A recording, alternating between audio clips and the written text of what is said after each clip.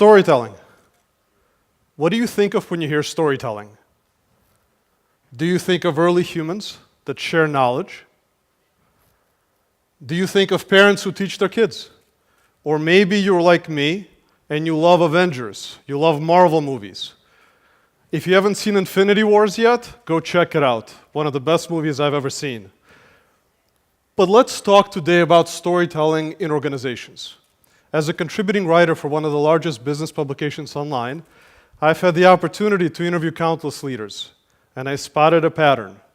Most introduce themselves as storytellers, whether it's the CEO of the organization, marketing advertising leader, or the HR leader, or as I like to say, people leader. So I began to ask the following questions. Where do your stories come from? How do you decide which stories to share?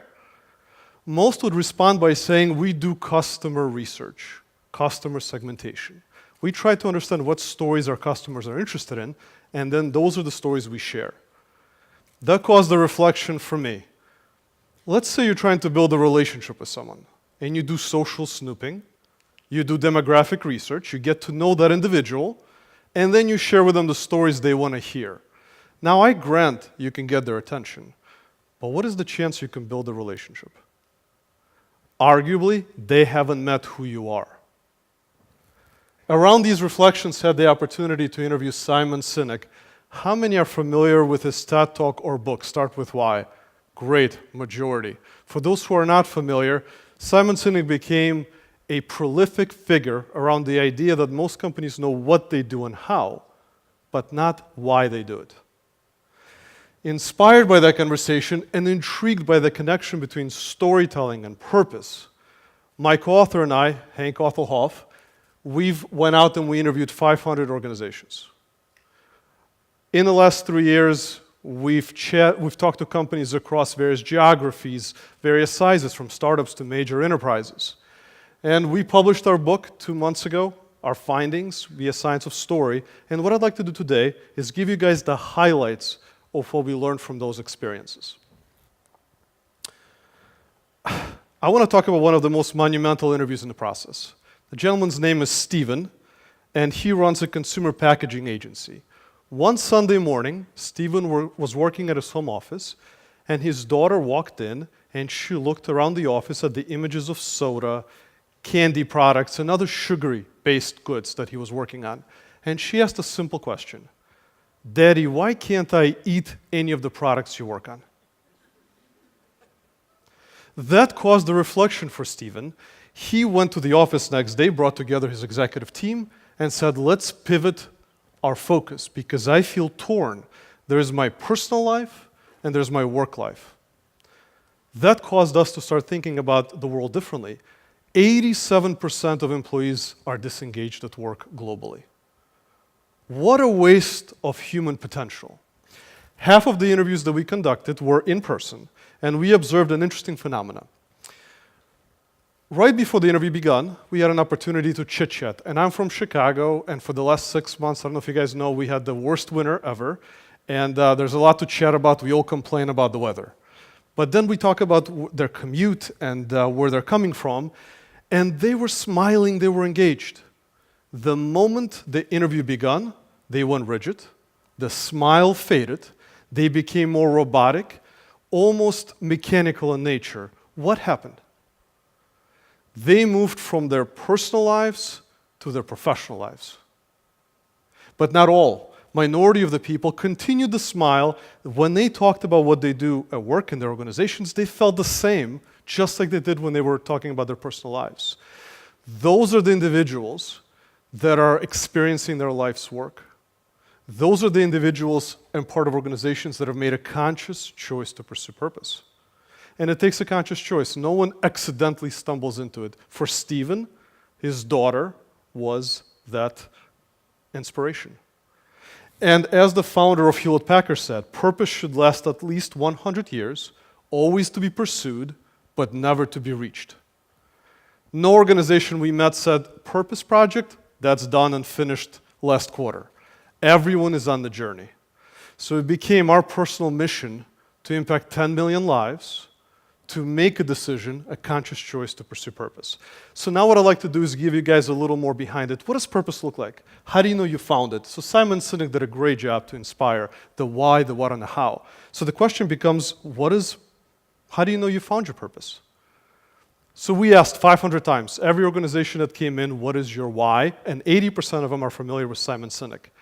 I'm going to share with you guys the most common responses. We cataloged into 3 groups. The first group, we've entitled Cliché Armageddon. With these organizations, especially consulting companies, they would say, we believe in building long-lasting relationships. Before we had an opportunity to unpack it, they would follow up with, but we really mean it, unlike the other guys. The second group we called Forgot My Homework. We caught multiple publicly traded executives dive in for their phones to get to the answer with a brief pause. Are you referring to our vision statement, our mission statement, or would our most recent tagline suffice? In fact, to this day, I haven't met a single individual that remembers the vision or mission statement unless they were the ones who designed it. The third we've entitled the third one is a long story. That's typically noticeable when we brought together leaders in one room. We went around and we said, share with us the why of the organization. They would typically talk about their own personal story, why they found it or why they joined the organization. But as we listened to the stories, they were all different. We had an opportunity to then map progressive organizations led by JetBlue. They were very clear. We believe in inspiring humanity. Everything they talked about in that conversation mapped back to inspiring humanity. In fact, organizations that are progressive and purpose-driven feel that calling their people employees falls short. They call their people crew members. In my organization, we moved to the term the tribe. So when we took all of the progressive organizations and we distilled into a framework their purpose, this is what we came up with. Simple, genuine, aspirational. Simple, if you can't distill it down in 2 to 5 words, it won't be memorable. If it's not memorable, it's not actionable. If no one remembers their vision and mission statement, why does it exist? Genuine, multiple organizations we met on this journey have a different why externally than they do internally. What a mess. There's only one why that should come across your entire organization. And lastly, aspirational, that one is a bit challenging for most organizations. We feel it's time for companies to give themselves the permission to transcend their product and service. And ask the question, why do we exist? In our society, in our community, in the world at large. At this stage, we typically have the attention, or at least curiosity, of most leaders, but there's one who's itching. He's anxious to ask, or she's anxious to ask us a question. It's the CFO. And the CFO wants to ask, how do we make more money? How do we create value for our organization? All of this sounds pretty and nice, but ultimately we're responsible for increasing value. We're going to go from right to left. This is our vision of the future of value creation within an organization. Value comes from growth. Growth is created through innovation. Innovation is designed and inspired by people. People join organizations they believe in, organizations that have purpose. Endless studies have shown millennials will take a position with meaning over one that pays more. And purpose-driven organizations outperform non-purpose-driven organizations. There are plenty of studies, one that was done in the United States. In the public markets, purpose-driven organizations outperform non-purpose 10 to 1. So we've learned a little bit about the bullseye of purpose. We talked about the value. Now, what is the journey? What is the process to go from, for an organization to go through the purpose-driven transformation? Step 1. So I have an undergrad degree in finance, master's degree in finance, and I spent my first 4 years as an investment banker. Never took a class that talked about purpose or values or meaning. In my early career, I've never heard anyone talk about these topics. First step is to make a choice to communicate what you believe versus what you do. Simple to say, difficult to do. In most organizations, and if you're an HR leader, it's not for the faint of hearts. It's a challenge.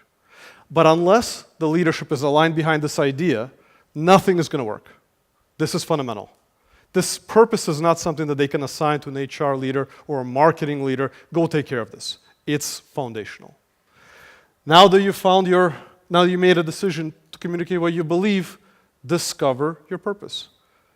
Simple, genuine, aspirational, we talked about. We've seen organizations find their purpose by accident. CEO's tweet goes viral. Leadership retreats. And some get all of the organization involved. Every person participates, and they do a survey or an assessment. One of my favorite stories on this topic, a cybersecurity company that historically communicated with the risk of cybersecurity. I like to say they always talked about the boogeyman is coming and what happens when we lose your data. They brought in a new leader. He spent 6 months understanding the company, went to the board, and gave him a simple story. He said, my son serves in the military. We can't communicate on a daily basis. I log on every morning on Facebook, and I look at the status button. If it goes from being white to green, I know he's online and he's alive. We believe in positive potential of technology. That moment, the organization changed.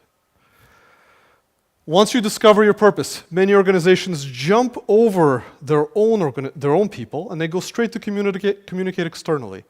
I've met tons of people within organizations who say, values, purpose, the stuff on our website, that's not for us. It's for the customer. We propose igniting it within your organization first.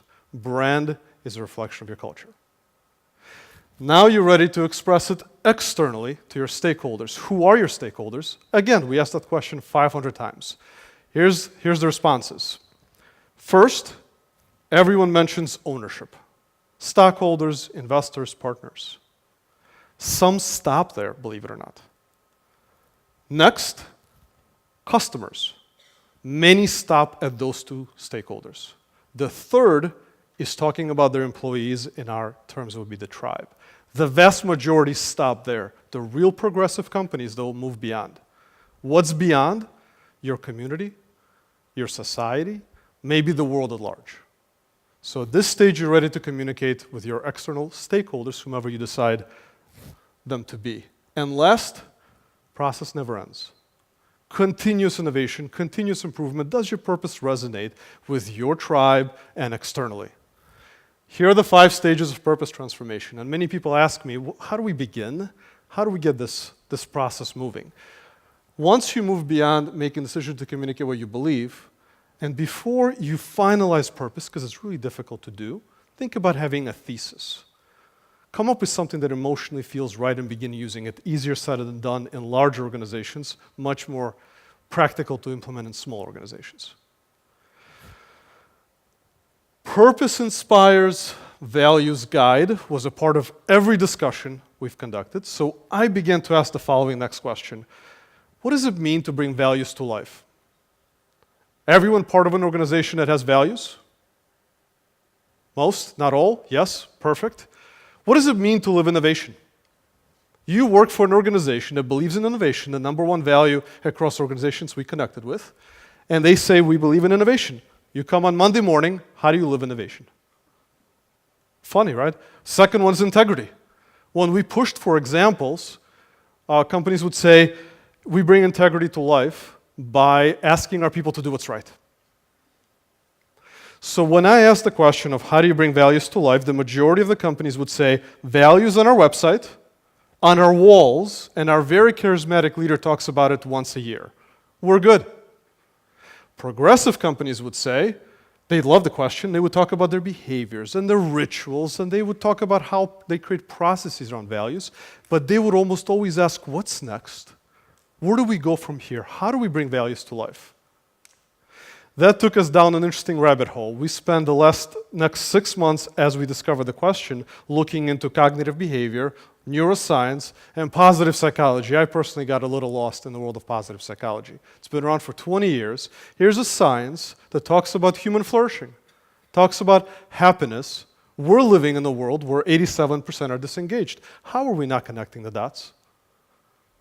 We came up with a thesis. Purpose inspires, values guide, habits define.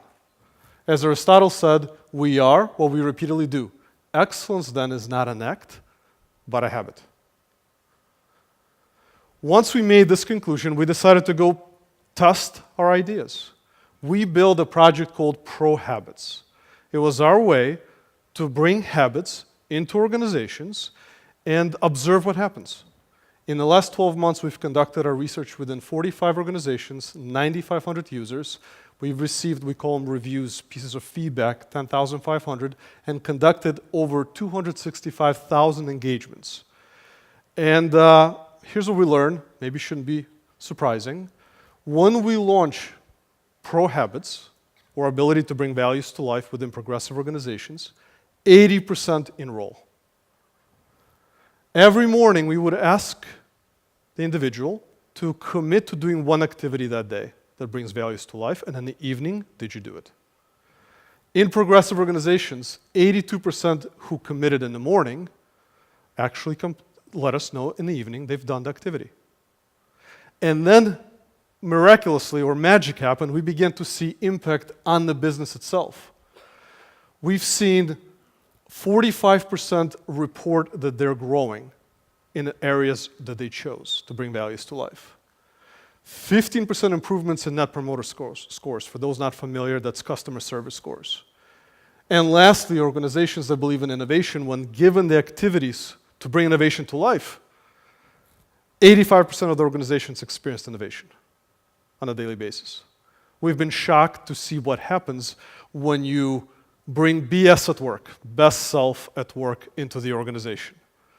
And by the way, I have in a couple hours a workshop that I'll be conducting specifically talking about the connection between best self and organizational outcomes. So our conclusion is it's time for organizations to give the opportunity to inspire their people to be their best selves. So now to connect the dots, genuine and authentic storytelling is inspired by making a conscious choice to pursue purpose. Looking at the audience, I see some are smiling and resonating, others are maybe a little confused, where am I going? For those who resonated, give yourself the opportunity, dig further. There's a lot on the topic of purpose and motivation and meaning at work. If you're an HR leader within an organization, you owe it not just to yourself, but if you become a champion of purpose, you owe it to the organization. You have an opportunity to move the needle. And as I said, though, it's not going to be a simple process. It's not for the faint of hearts. But there's enough data, there's enough research out there now that it's the time for organizations to make that choice and to join the journey. So for those who choose it, good luck. For everybody else, thank you for listening.